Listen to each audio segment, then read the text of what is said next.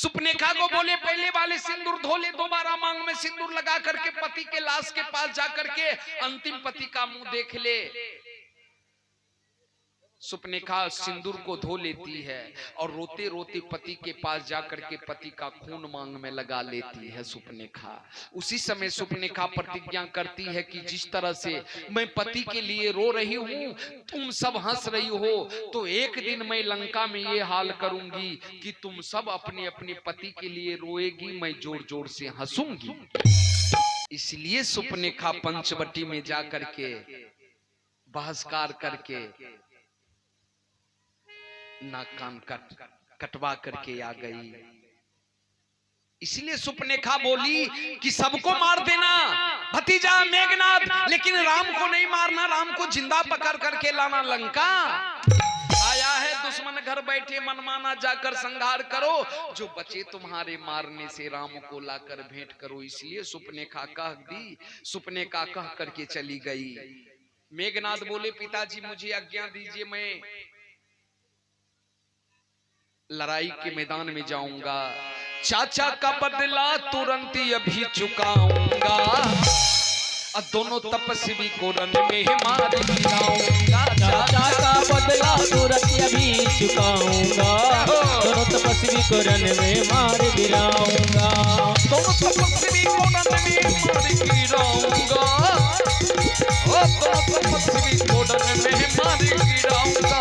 चाचा का बदला तुरंत अभी चुकाऊंगा, दोनों तपस्वी को रन में मार गिराऊंगा। चाचा का बदला तुरंत अभी चुकाऊंगा, दोनों तपस्वी को रन में मार गिराऊंगा।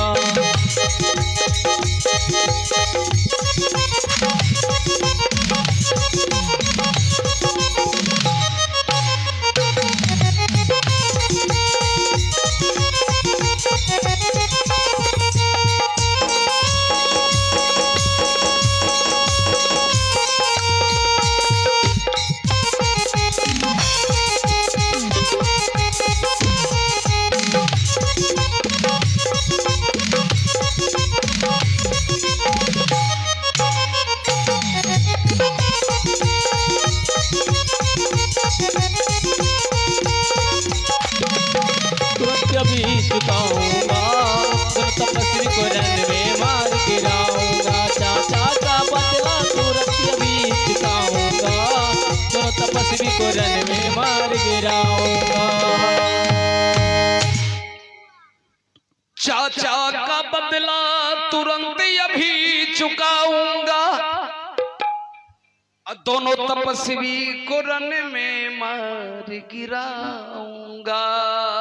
पिताजी आज्ञा दीजिए। बोले कि बेटा तुम ऐसे लड़ाई के मैदान में मत जा बेटा, पहले तुम जा करके निकुमला फुलवारी को सजा करके देवी माँ के मंदिर के आगे में यज्ञ कर, देवी माँ का यज्ञ कर। जब वो यज्ञ पूर्ण हो जाएगा, उस यज्ञ हवन कुंड से एक देव रथ निकलेगा, उस रथ पर चढ़ करके तू लड़ाई के मैदान में जाना, तुमको कोई नहीं मार सकेगा।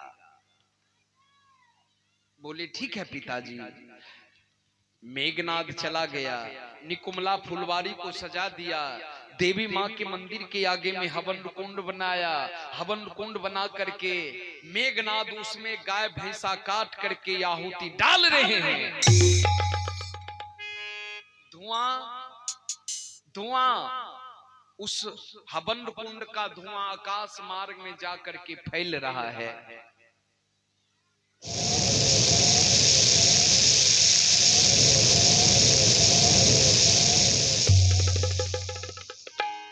भगवान राम इधर एक शिला पर बैठे हैं, लक्ष्मण जी धनुष बाण लेकर के खड़ा हैं, उनके बगल में विभीषण जी, सरदार जामवंत, नाल नील, सुग्रीव, आंगद, हनुमान सबके सब बैठे हैं।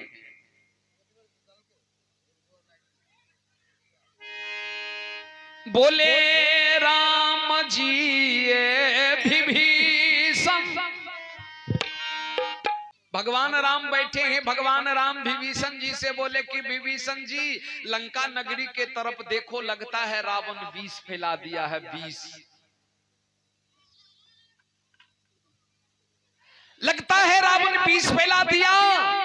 लगता है रावण कोई जंत्र छोड़ दिया, अंधेरा ही अंधेरा है, काले घटा है।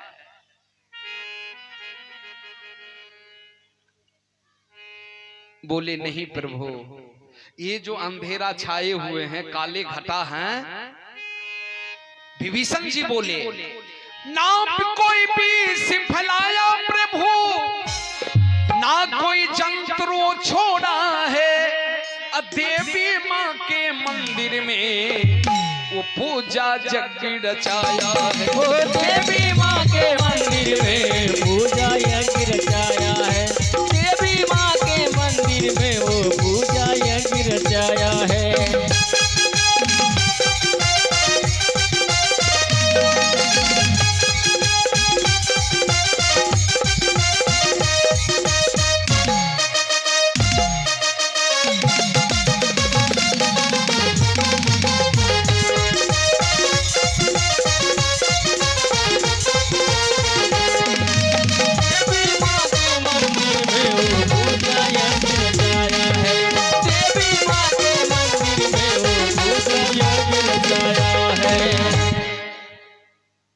विभीषण जी बोले कि हे प्रभु, ना कोई विष फैलाया प्रभु, ना कोई जंत्र वो छोड़ा है, देवी माँ के मंदिर में वो पूजा यज्ञ रचाया है।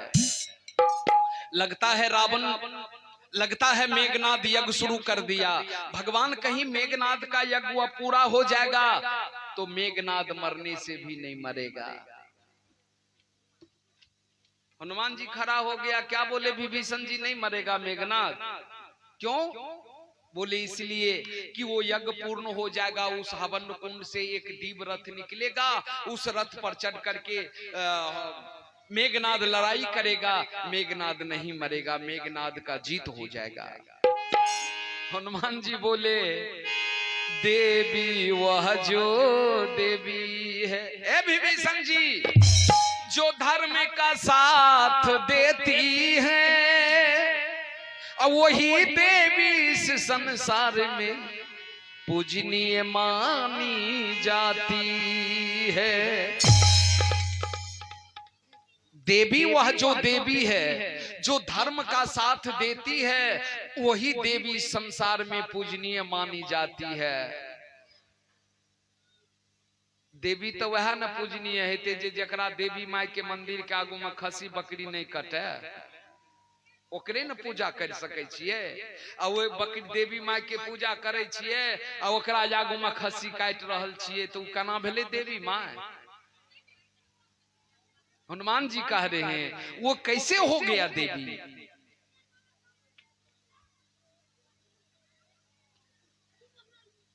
ए बाबू, हनुमान जी बोले कि उनसे बढ़ करके हमारे भगवान हैं।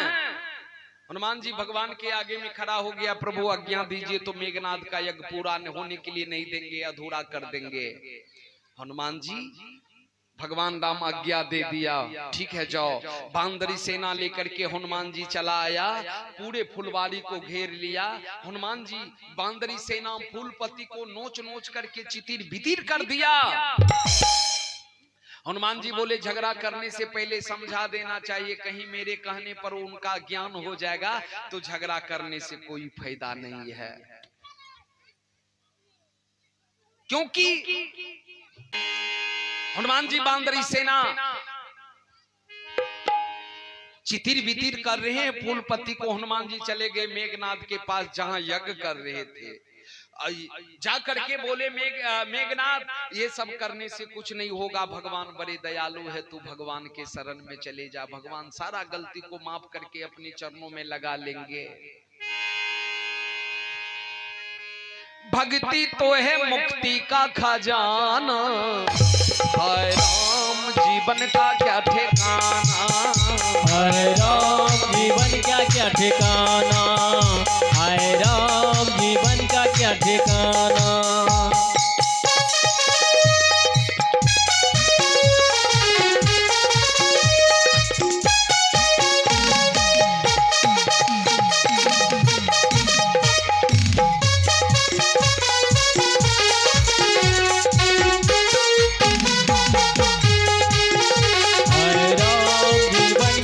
ठिकाना जय राम, जय राम श्री राम जी, जय राम, जय राम श्री राम जी।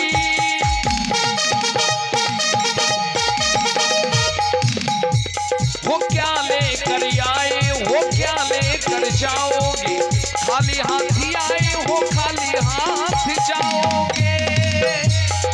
पगला है वो खुद को बेगाना, पगला है वो खुद को बेगाना। हाय राम जीवन का क्या ठिकाना, हाय राम जीवन का क्या ठिकाना, हाय राम जीवन का क्या ठिकाना।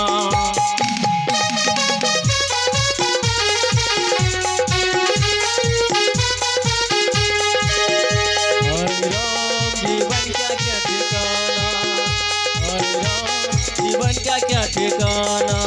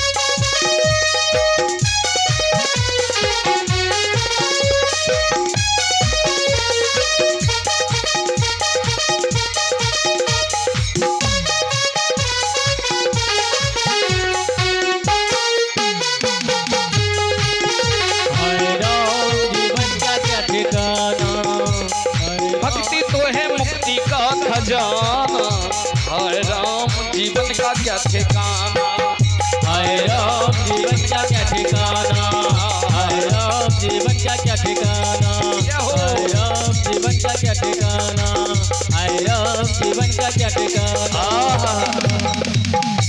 भक्ति तो है मुक्ति का खजाना, हाय राम जीवन का क्या ठिकाना। हनुमान जी कहे आहा। और आप हैं प्रकाश मुखिया जी, सिसोनी निवासी, भगवान के दरबार में 105 रुपए दान किए हैं। उन बाबा के चरणों में नमन करते हुए भगवान से कामना करूंगा दानी को मनोकामना को पूर्ण करेंगे। प्रेम से बोल दे सदगुरुदेव की जय। हनुमान जी का बात का असर नहीं हुआ, वो यज्ञ करते रहे तो हनुमान जी के हृदय में क्रोध बढ़ गया। हनुमान जी मुष्टिका का प्रहार कर दिया। एक बार में कुछ नहीं पड़ा, फर्क पड़ा। हनुमान जी दोबारा मुष्टिका का प्रहार कर दिया। बलवान मेघनाद भी तो बलवान था। मेघनाद उठ करके खड़ा हो गया। राधे श्याम रामायण में लिखे हैं, मेघनाद जब उठ करके खड़ा हो गया तो उठते उठते मेघनाद कितना को चुटकी में मसल डाला। अरे जो पांव के तले दबा गया मिट्टी में उनको मिला। जो पांव के तले दबा गया मिट्टी में उनको मिला डाला। जो पांव के तले दबा गया मिट्टी में उनको मिला डाला। राम हो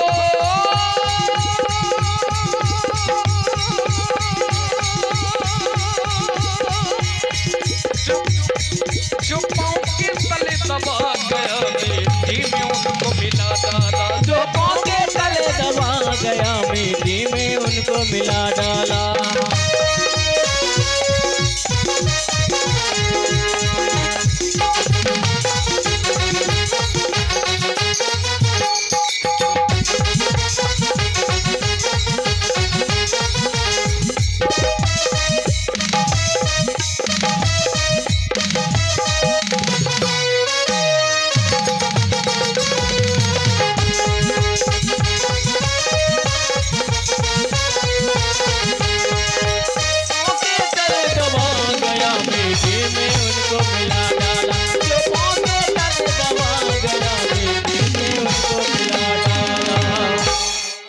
उठते उठते मेघनाद कितना को चुटकी में मसल डाला, जो पांव के तले दबा गया मिट्टी में उनको मिला डाला। बांदरी सेना में भाग दौड़ मच गया, भागने लगे सब। भाग करके भगवान राम के पास आया।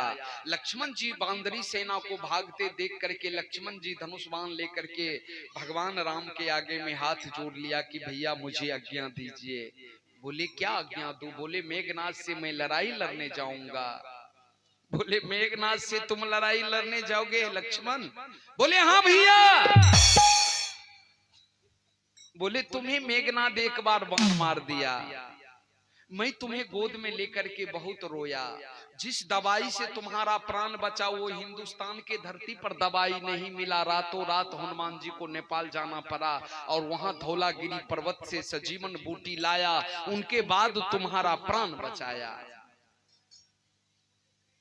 और तुम कहते हो कि मैं मेघनाद से लड़ाई लड़ने जाऊंगा। मेघनाद के बारे में तुम जानते हो कि मेघनाद क्या है? बोले नहीं भैया ये तो मुझे पता नहीं है। भगवान राम बोले कि लक्ष्मण मैं बताता हूं कि मेघनाद क्या है।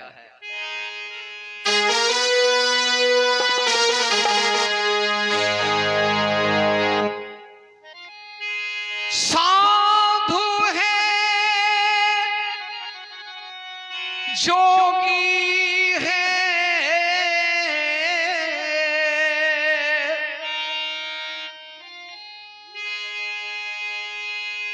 साधु है,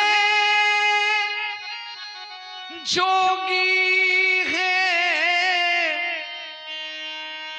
और तपस्वी भी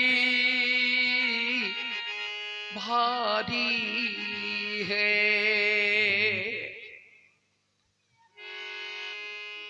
ए लक्ष्मण तू मन में सोचो, एक पत्नी व्रत धारी है। ए लक्ष्मण तू मन में सोचो, एक पत्नी व्रत धारी है। ए लक्ष्मण तू मन में सोचो। भैया रे लक्ष्मण भैया भैया